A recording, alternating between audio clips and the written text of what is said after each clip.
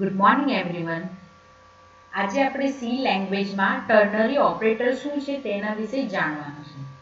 તો ચાલો આપણે જાણીએ કે ટર્નરી ઓપરેટર શું છે. ટર્નરી ઓપરેટર કે કોઈ કન્ડિશન અથવા તો શરત આધારિત તમારે કોઈ વિધાનને ચેક કરવું હોય, બરાબર, ત્યારે ટર્નરી ઓપરેટરનો ઉપયોગ થાય છે. તો અહીં મેં સ્ટેપ બાય સ્ટેપ માહિતી આપેલી છે જે તમે સ્ક્રીન પર જોઈ રહ્યા છો. To check conditional statement, we use ternary operator, એટલે કે કોઈ શરત આધારિત ઓપરેટરનો ઉપયોગ ટર્નરી ઓપરેટરનો ઉપયોગ કરવામાં આવે છે. હવે શરત આધારિત એટલે કે કઈ રીતે? હવે માની લો ફોર એક્ઝામ્પલ કે કોઈ વિદ્યાર્થી પાસ છે કે નાપાસ તે જાણવા માટે. બીજું કે કોઈ તમે પ્રોડક્ટ લો છો તો પ્રોડક્ટ પર તમે 500થી વધારે હોય તો તમને ડિસ્કાઉન્ટ મળે અને 500થી ઓછું હોય તો ડિસ્કાઉન્ટ મળે. તો એ બધી પ્રોબ્લેમ્સમાં ત્યારે આપણે ટર્નરી ઓપરેટરનો ઉપયોગ કરી શકીએ છીએ. હવે ટર્નરી ઓપરેટરને કઈ રીતે સી લેંગ્વેજમાં ઉપયોગ કરવામાં આવે છે? તો સી લેંગ્વેજમાં ટર્નરી ઓપરેટરને આ પ્રશ્ના ચિહ્ન દ્વારા તમે જોઈ શકો છો ઉપયોગ કરવામાં આવે છે, બરાબર. અને બીજો છે કોલન, બરાબર. આ બે ચિહ્નો દ્વારા, સાઇન દ્વારા, સિમ્બોલ દ્વારા તમે ટર્નરી ઓપરેટરનો ઉપયોગ કરી શકો છો. સિન્ટેક્સ એટલે કે કઈ રીતે તમે પ્રોગ્રામમાં એને લખી શકો. એને લખવા માટે પહેલાં તો આપણે કન્ડિશન આપવી પડે છે, ત્યારબાદ પ્રશ્નાર્થ ચિહ્ન, ત્યારબાદ જે સાચું વિધાન હોય તે, પછી કોલન, અને જે ખોટું વિધાન હોય તે, અને સ્ટેટમેન્ટ પૂરું કરવા માટે સામી કોલન આપણે અહીંયા લઈશું. તો ચાલો આપણે એ વસ્તુ એક એક્ઝામ્પલથી જોઈએ. અહીંયા હું એક નાનો એક્ઝામ્પલ આપ્યો છે જેમાં હું ઇન્ટીજર a ઇક્વલ 20 આપ્યું છે, એટલે કે એની વેલ્યુ કિંમત 20 આપી છે અને હું કન્ડિશનમાં એમ ચેક કરાવું છું કે a ડબલ ઇક્વલ 30. હવે જ્યારે બે નંબરને સરખાવવું હોય ત્યારે ઇક્વલ ઓપરેટરનો ઉપયોગ થાય બે નંબરની સરખામણી કરવા માટે. તો એની કિંમત 20 છે તો 20 ડબલ ઇક્વલ 30. તો એમ જોવા જઈએ તો આ કન્ડિશન આપણી સાચી નથી. જો કન્ડિશન સાચી હશે તો શું પ્રિન્ટ કરશે? a is equal to 20. અને જો કન્ડિશન તમારી ખોટી હશે તો આ વિધાન તમારું પ્રિન્ટ કરશે કે a is not equal to 20. તો ચાલો એ જ વસ્તુને આપણે એક ઉદાહરણ પ્રમાણે જોઈએ. તો અહીં આપણે પહેલાં તો ચેક કરીશું કે પાસ છે કે ફેલ તે વિશે આપણે જાણવાનું છે. સ્ટુડન્ટનું રિઝલ્ટ પાસ ઓર ફેલ.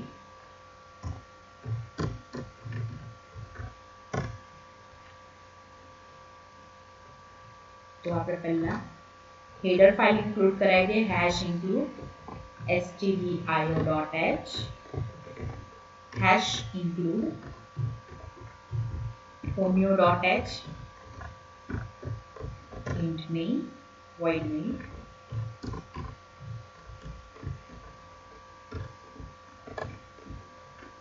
અને એની અંદર પહેલા તો આપણે ડિફાઇન કરીશું વેરિયેબલ ઇન્ટીજર માર્ક્સ કરીને મેં અહીં એક વેરિયેબલ ડિફાઇન કર્યો છે. clr scr અને getch બે ફંક્શન મેં લઈ લીધા છે.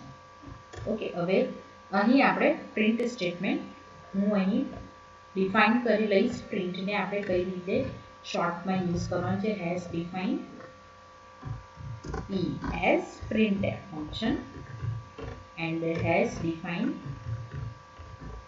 as scanf function, બરાબર. તો ટૂંકમાં આપણે scanf ની જગ્યાએ s અને printf ની જગ્યાએ p લઈ શકીએ. ડાયરેક્ટલી હું આ રીતે p લઈ શકું છું. એન્ટર માર્ક્સ માર્ક્સ ત્યારબાદ s percentage d. Integer data type લીધી છે તો એનો કન્વર્ઝન કોડ %d, m%, કયો વેરિયેબલ આવશે? માર્ક્સ વેરિયેબલ, કે જેમાં આપણે જે પણ ઇનપુટ યુઝર ઇનપુટ કરશે તે માર્ક્સ વેરિયેબલમાં સ્ટોર થશે. હવે આપણે કન્ડિશન ચેક કરવાની. તો કન્ડિશન ચેક કરવા માટે ફર્સ્ટ ઓફ ઓલ હું અહીંયા મૂકીશ બ્રેકેટ અને અહીં લખીશ marks greater than equal 33 bracket. હવે printf ફંક્શન તમે નીચે પણ લઈ શકો છો, સાથે એક લાઈનમાં પણ લઈ શકો છો.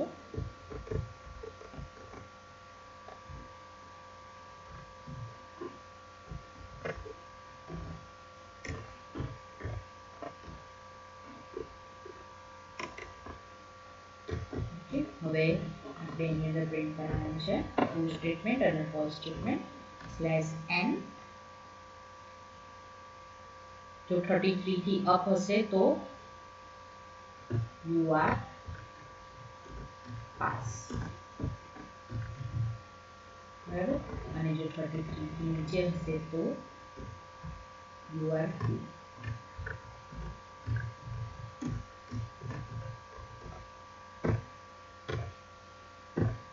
ત્યારબાદ આપણે ફાઇલને સેવ કરીશું. ફાઇલને હું સેવ કરીશ, ખાલી ફક્ત આપણે ફાઇલનું નામ રિમૂવ કરવાનું છે અને હું આપીશ અહીંયા marks.c. હવે આપણે કમ્પાઇલ કરવા દઈશું. કમ્પાઇલ, બરાબર, વોર્નિંગ 0, એરર 0 અને રનમાં જઈને રન. ઓકે, હવે યુઝર દ્વારા અહીંયા માર્ક્સ ઇનપુટ કરવામાં આવે. માની લો કે હું અહીંયા માર્ક્સ ઇનપુટ કરું છું 60, યોર પાસ, બરાબર. હવે ફરીથી હું એને રન કરું છું અને હું જો 33 થી નીચે નાખીશ તો યુ આર ફેલ. તો આ પ્રમાણે તમે કન્ડિશન જોઈ શકો છો કે જાતેથી જ કન્ડિશન ચેક કરીને તમારું રિઝલ્ટ ડિસ્પ્લે કરશે. પ્રિન્ટ સ્ટેટમેન્ટને સાથે લઈ ત્યારબાદ સેવ કરીને ફરીથી ફાઇલને રન કરીને જોઈશું.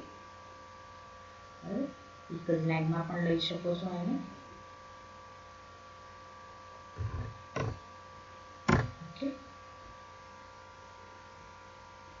તો આ મુજબ આપણે ટર્નરી ઓપરેટરનો ઉપયોગ કર્યો છે.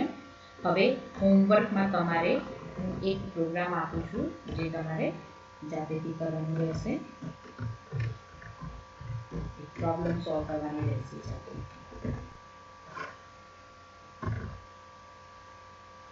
જેમાં તમારે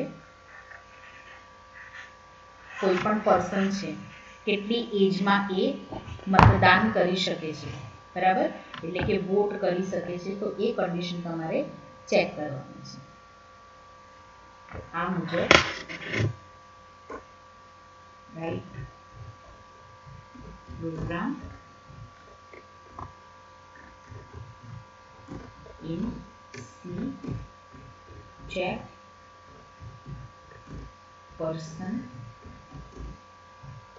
eligible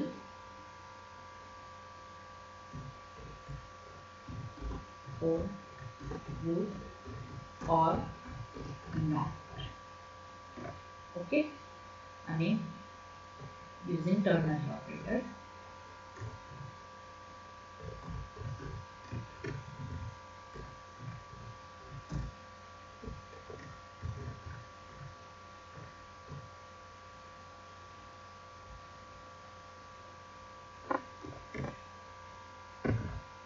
ઓકે, તો આ મુજબ તમારે ટર્નરી ઓપરેટરનો ઉપયોગ કરીને એક પ્રોગ્રામ બનાવવાનો રહેશે, જેમાં જો કોઈ પર્સનની કન્ડિશન શું રહેશે, અહીં જે પ્રમાણે આપણે માર્ક્સની કન્ડિશન શું લીધું કે અબોવ 33 હોય તો પાસ, નહીં તો ફેલ. તો આમાં કઈ રીતની કન્ડિશન આવશે કે એજ ગ્રેટર દેન ઇક્વલ 80, તો person eligible for vote, otherwise person is not eligible. So do practice, આની પ્રેક્ટિસ કરો અને આ એક પ્રોગ્રામ જે હોમવર્કમાં આપ્યો છે તેની પણ પ્રેક્ટિસ કરો. Okay, thank you. અને પ્લીઝ મારી ચેનલ સબસ્ક્રાઈબ કરો જેથી તમને આગળ જે પણ અપડેટેડ વિડીયો હું મૂકું છું અને નોટિફિકેશન ઓન કરવા માટે બેલ આઇકન પર ક્લિક કરજો કે જેથી તમને બધી નોટિફિકેશન્સ મળી રહે જે પણ હું વિડીયો અપલોડ કરું. And enjoy my videos.